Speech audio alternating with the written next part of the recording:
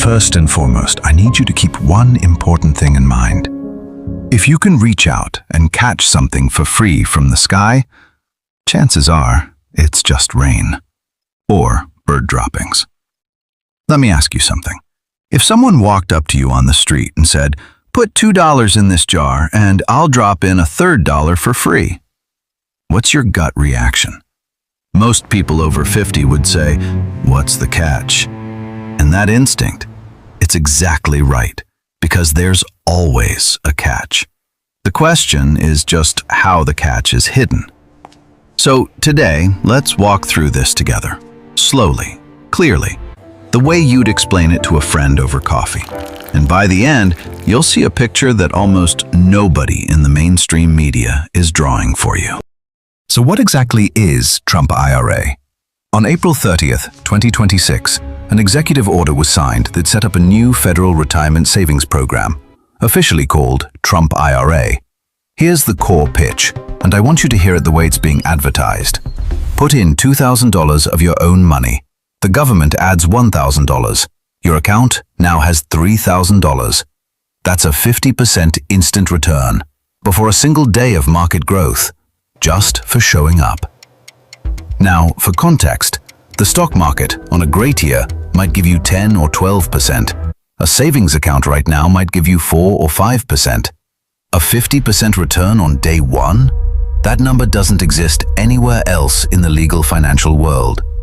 So on paper, this looks like one of the best deals the American government has ever offered ordinary working people.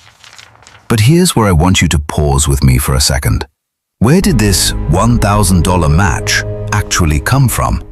Because here's a detail that most people reporting on Trump IRA may be skipping over.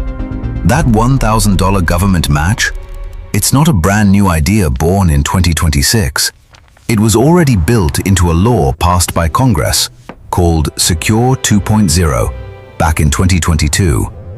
That law created something called the Savers Match, and it was already scheduled to begin in 2027.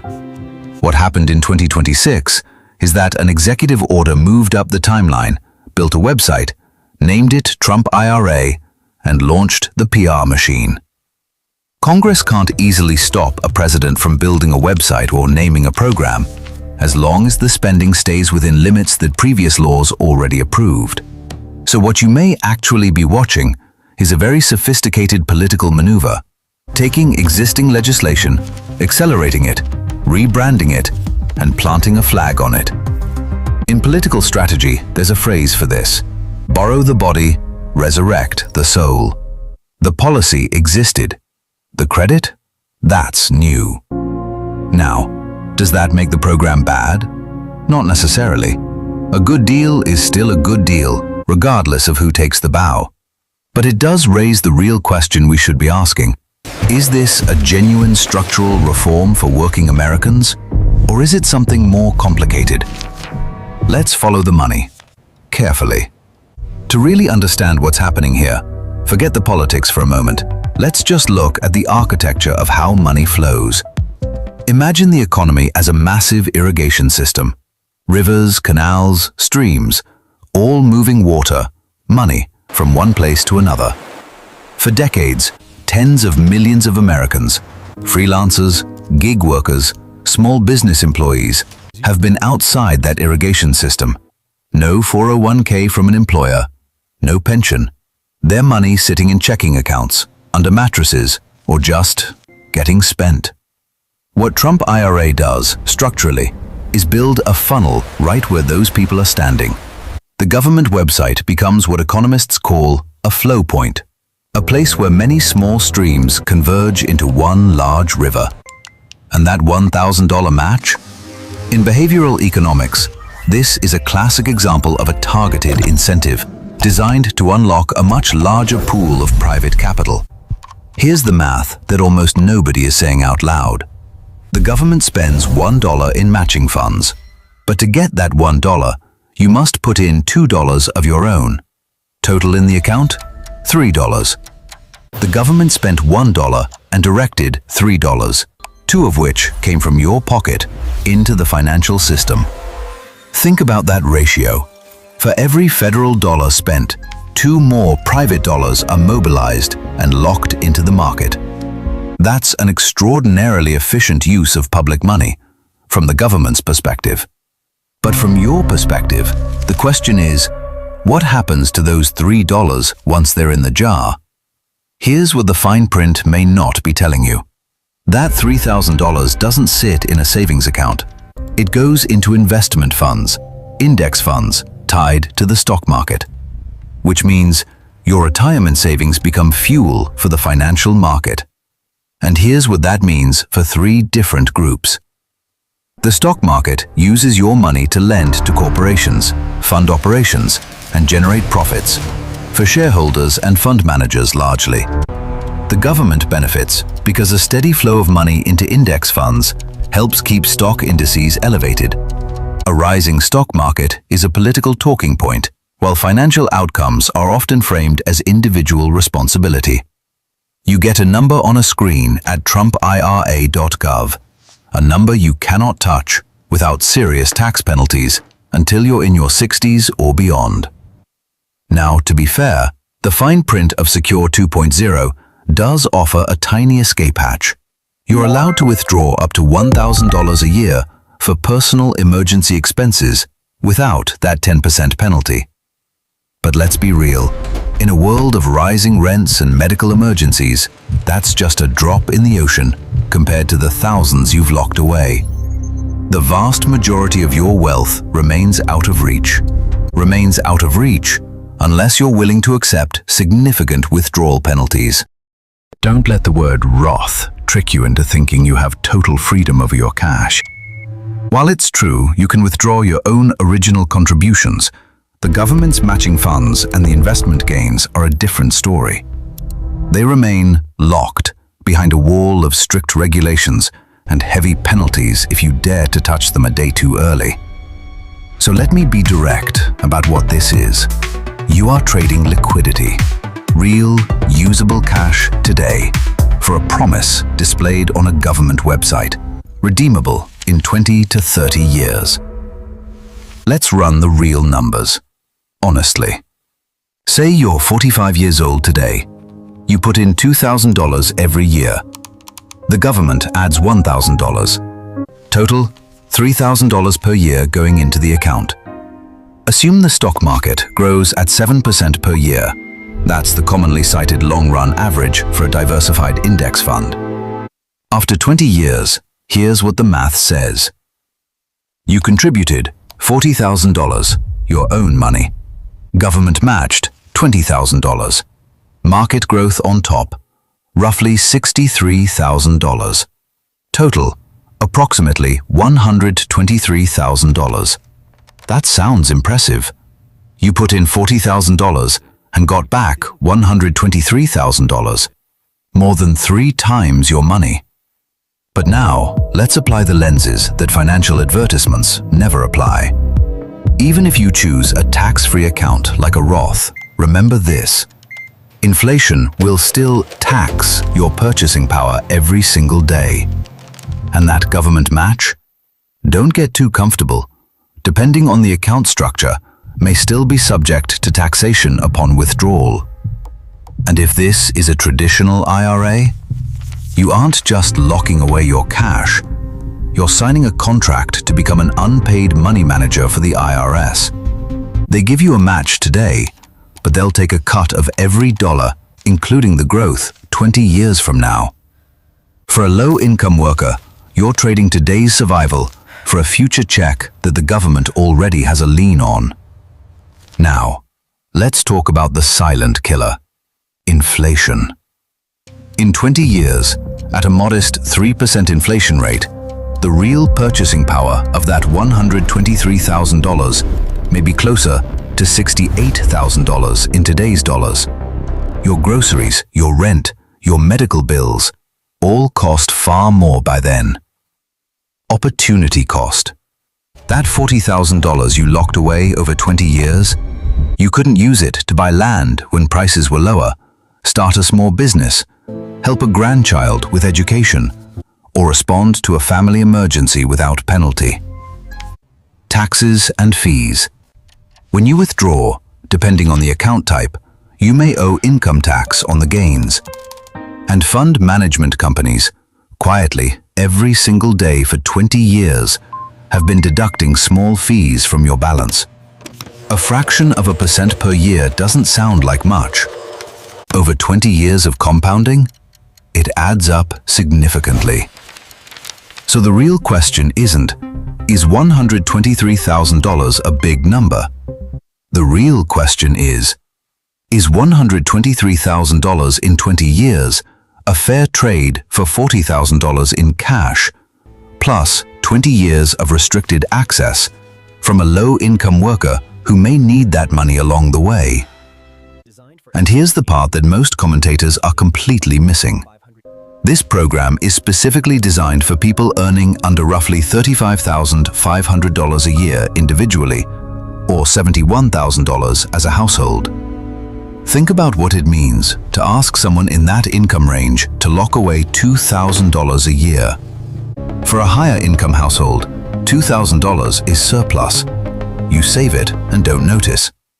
For a lower income household, $2,000 might be the difference between fixing the car and taking the bus, between keeping the heat on and going cold in February, between absorbing a medical bill and swiping a credit card at 24% interest. According to Federal Reserve data, roughly 37% of Americans can't cover a $400 emergency expense with cash. This drives home the point. Asking someone in that position to lock away $2,000, 5 times that amount, isn't just a savings plan. It's a massive financial gamble. These trade-offs become more significant when you look at who the program is most likely to reach. Data shows that Black and Hispanic households have historically lower participation rates in retirement plans, often linked to more volatile income patterns in the gig economy. Programs like this are designed to encourage broader participation, but they also reach many of the same households that are more exposed to high-interest credit card debt. And that's the warning that's almost invisible in the mainstream coverage. When an emergency hits, and emergencies always hit, a person with money in an IRA can't just withdraw it. The tax penalty is steep, so they turn to the only option left: credit cards, payday loans, consumer debt at rates between 20 and 30% per year. Now do the math on that. Your Trump IRA is earning roughly 7% per year in a good market. Your emergency credit card debt is charging you 25% per year. The debt is growing faster than the retirement account. You're running 2 financial races simultaneously, and one of them has a much stronger engine. By the time retirement arrives, a meaningful portion of what you've accumulated may be spoken for, going directly to pay off the debt that accumulated during the decades you were building your future. This is what researchers call the liquidity trap for low-income savers, and it's not a hypothetical. It's a documented pattern in behavioral finance. So who actually wins in this architecture? Let's name them clearly. Financial management companies earn fees based on total assets under management. They collect their percentage whether the market goes up or down, whether your personal situation is thriving or collapsing. As long as money is in the account, the fee meter runs. The government achieves something remarkable. It has effectively privatized Social Security risk. In the old model, the government bore responsibility for your retirement through Social Security and pensions. In this new model, it hands you a jar, drops in one piece of candy, and says, "You manage it now. I gave you a head start." If the market crashes, and markets do crash, the loss is yours. If inflation erodes the purchasing power, the loss is yours. If you needed the money at 52 and got hit with penalties, that's your management failure. The political achievement is claimed. The risk is transferred. But let me be fair, because this isn't black and white. For a specific type of person, someone with stable income, no emergency debt, a long time horizon, and genuine surplus cash, Trump IRA may actually be a very good deal. A 50% instant return from matching funds is real. The compound growth over decades is real. If the numbers work for your situation, the numbers work. The program structurally may represent a genuine attempt to extend retirement savings access to people who've been excluded from employer-based 401k plans for their entire careers. In practice, this structure tends to reward those who already have financial stability. But the issue isn't with those people. The program is designed to bring in lower-income individuals, those who have been outside the retirement system, and pull them into it. And to do that, it requires them to accept a series of very specific trade-offs, giving up short-term access to their money in exchange for a long-term promise, trading financial flexibility for enforced discipline, and in many cases, trading security against unexpected shocks, the kind that don't ask for permission before they happen, in order to maintain an investment they cannot easily touch. For those who are financially stable, these trade-offs can make sense. But for the very people the program is trying to reach, those without the financial cushion to absorb risk, the cost of those trade-offs can become very high. So the real question is no longer, does this program create wealth? The real question is, who actually has the ability to make it through a journey that lasts decades and truly hold on to that wealth? And when they finally reach the end, whether its real value still justifies the sacrifices made year after year over the course of that entire journey. The concept itself isn't dishonest.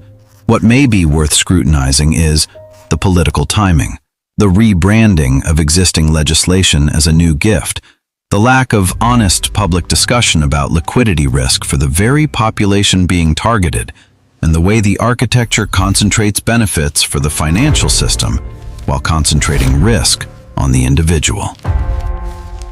So here's the question I want to leave you with, and I'm genuinely asking, not telling. If you were advising a neighbor, someone in their late 40s, earning $32,000 a year with no emergency fund and $8,000 in credit card debt, would you tell them to put $2,000 into Trump IRA? Or would you tell them to pay down the 25% interest debt first? Because the answer to that question tells you everything about who this policy actually serves in practice versus who it serves in the press release. And maybe the most uncomfortable truth of all, in 2026, when a government program markets itself as the first time the poor get the privileges of the rich, it may be worth asking whether the poor are getting the privilege, or whether they're getting a very elegant, very well-branded invitation to fund the system that has always served someone else first. What do you think? Have you seen programs like this work out the way they were advertised, or not? Because I'd genuinely like to know what people who've lived through the last 40 years of financial policy actually think about this one.